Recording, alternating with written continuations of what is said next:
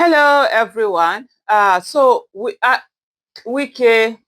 yeah, Yerima, it's been skits, different skits made out of it. Social media was a bit dull. There was really nothing out of Nigeria. And then decided to do his own production.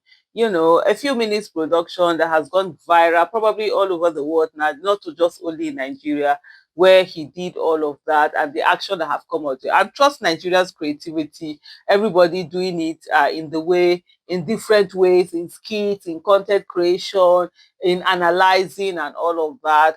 I mean, we've all done that. I'm a culprit. I'm a number one culprit here. But just like in the tone of the last video that I watched, you can go and check the last video that I did, that I uploaded.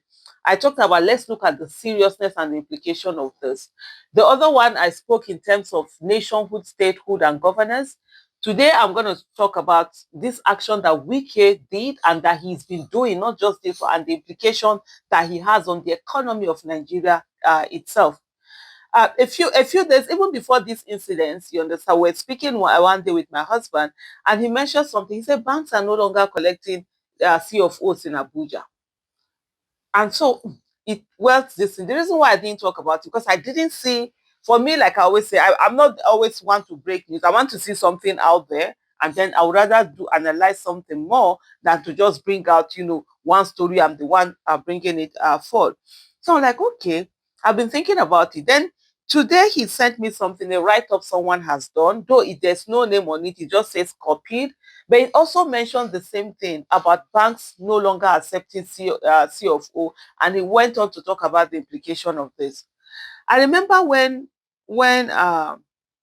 Peter Obi, Mr. Peter Obi had talked about the rule of law and how rule of law, relates to economic development and GDPs and all of that. That it is that intangible asset that you need to have for you to be able to grow your economy. A lot of people mocked him, a lot of people insulted him, especially, the people in the Tinubu scam, oh, Onitsha trader, this, that, until people actually started going out to dig and say, look, it's a fact, it's research based. This is how rule of law affects it. It was something I had never looked at in that angle. And from there, I got interested in that to understand that indeed it is the rule of law, even though you don't think about it, that will make you go and invest in a place. For example, you come to a place. Let's look at what happened to Landmark. All the investment, almost is it around 500 to 600 million dollars, not naira, dollars. This man invested. I didn't know of Landmark until Dave Umahi, just because they were going to do a road, they destroyed it. Now they've diverted from that thing. They didn't go through that property, but they've destroyed the property. I remember when a journalist was asking Dave Umahi that, have you people done, there's this environmental assessment report that they're supposed to bring or something like that. He said, have you people done it? He was speaking anyway, he was condescending and arrogant. And I met someone in Namibia and we were talking, and I mentioned Land. She was talking about Landmark, sort of beautiful place. They've been there, they've come to Abuja.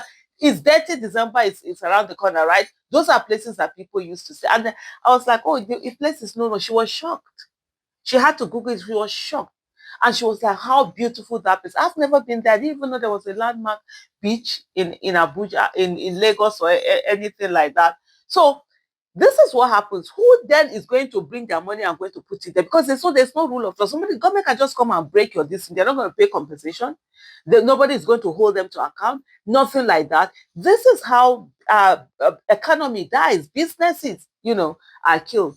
Now you come to Abuja because of what Wiki has been doing, and this is not the first time. This is where a military man, I'm sure he has been doing to other military. This decided to, enough is enough on this. You could see how easily they all came out to rally, around this whole thing. And it just says of one thing. Now we have a situation where you bring your C of O, they will not accept. I'm a businesswoman, I'm a trader, and I can tell you for sure that no real trader have their money in the business. Why? We use other people's money. I know, why should I have my money? I pull my money and invest it somewhere else. And usually for people like us, it's made property and all of that. Now you're questioning whether you should continue investing in property because someone someday is going to come up and just wipe out the land out and just use bulldozer and bulldoze everything. So you usually, because with that, for you to be able to expand your business and grow your business, you must get loan. You must get a loan. It's as if you can't do business without loan. You say you only use your what when I see people say, no, me, I don't use to borrow money. It's a lie. If you don't want to borrow money, you cannot be rich. You cannot be wealthy. You cannot increase your wealth because you need to borrow. Well, you don't. There's something they call good debt and bad debt. Bad debt is the one you borrow and use it on liability. Good debt is the one you borrow and use it on asset. You go and borrow money and go on holiday. Borrow money to buy car to use. Except if you pay for, you know, the car is going to be working in a way, whether it's taking you to a job or something, and you're paid borrowing money to go. Those things are not to go and buy an iPhone. This, I Samsung that. This, it's just rubbish. You understand? But you're borrowing money into something that is going to appreciate over time or give you passive income. That's good. They borrow more and you'll be paying back small, small, small. That all those things are there. So that's how you do. You go to business. But now, if businesses are not collecting your C of O's, what are you going to do? And this is what Wike has destroyed. Wike has destroyed businesses here because he's just going about, revoking land, destroying that, bulldozing land, and then giving them to his cronies. Tomorrow, another set of people are going to come. They too, they will go on their own spree of bulldozing land, and it could go away. Banks will sit down, they collect property. For example, somebody brings in a property worth maybe, let's say, 800 million, 900 million. You want to take loan, maybe they'll give you like 200, 300 million. Was they used to use first sale value? That's part of what they say, this thing, who will buy it, this thing? Then they'll give you a percentage. There's a way they used to calculate it. Maybe out of that property that is worth 900 million, they can give you 200 million, 300 million, to borrow or need. Maybe the first sale value would have been like 600 million or 500 or something like that. 150, 200, 300 million you can get, depending on the relationship one you have with the bank, how they see your account, your business, and all of that. And then now, bank, so with that, your house is still there. Then you're going to be trade. It's not that you don't borrow money to start business. I tell people, don't borrow money you borrow money to expand. Use your own money to start business. However you want to do it, start with very little. You borrow to expand. So you'll be trading, you'll be buying this thing. Maybe they're telling me that, I need to buy so amount of tons. Maybe let's say 1,000 tons or whatever. Let me say 1,000 tons. So if I buy it, I'm going to get like 5% or whatever. I will quickly go and get this money, use it, and return it, or do one thing or the other. You shall expand. That's how businesses grow. But now you can't do that if if banks are not accepting your C of O. What then do you use? This is how economy, businesses are being destroyed. And those are some of the things that this particular the person who wrote this put it in there. He said, let me just read some part of it. Say, you've been online in the last 24 hours. You must have seen the trending video. FCT Minister Yeso Wike having a heated clash with some Nigerian soldiers over a land property in Abuja. Now, most people are just laughing and dropping meat. But if you truly understand money, you should be thinking deeply, because that single incident yesterday explains why banks in Nigeria no longer, he is even saying Nigeria, not even Abuja alone. Banks in Nigeria no longer accept land or buildings as collateral, and why so many businesses are dying quietly. Honestly, without businesses being able to borrow, they will die. It's as simple as that.